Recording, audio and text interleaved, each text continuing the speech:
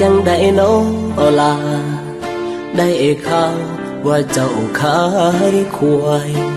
ไปอยู่กับเขาผู้ใหม่เขาดีกับเจ้าอยู่บ่ขายนาขายควายเปลี่ยนไปเฮ็ดคักแท้หนอ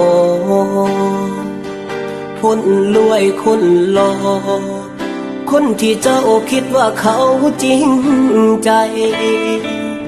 เจ็บแล้วเจ็บอีกเจ็บอีกเถื่อก็บ่เป็นหยัง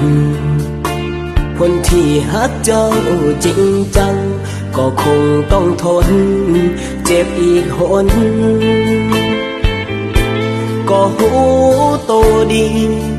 อยู่กับไอ้เม่นฝากคนจนอย่ามาฝืนทนกับคนที่มีกินต้มสาบควายขออวยพรใส่ให้เจ้ากับเขานั้นโชคดีอยู่ดีกินดีขออย่าได้มีเรื่องบาดหมางใจคนจนคนนี้ฝากมุ่งฝากฮักส่งไปงานแต่งขวัญใจหยาดน้ำตาใส่ซองแทนตัวขอฝากส่งท้ายปิดใจใส่ซองส่งไปเปิดซองจดหมายที่ออกไปแล้วเจ้าจะเห็นมีจีอ่านหน่อยน้องเขียนจากใจเจ้าจะหูดีว่าอายคนนี้เขียนด้วยใจล้างด้วยน้ำตา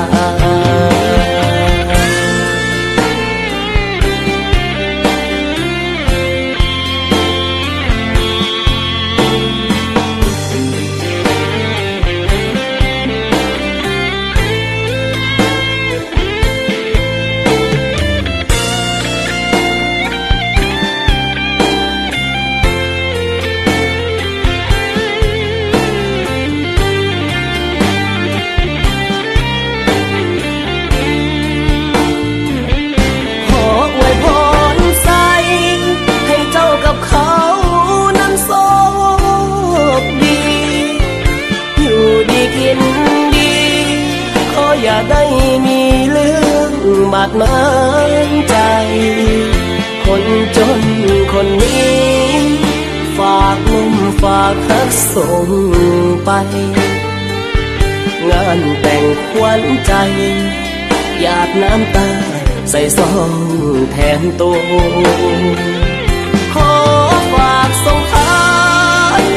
ปิดใจใส่ซองส่งไปเปิดซองจดหมายที่ออกไปแล้วเจ้าจะเห็น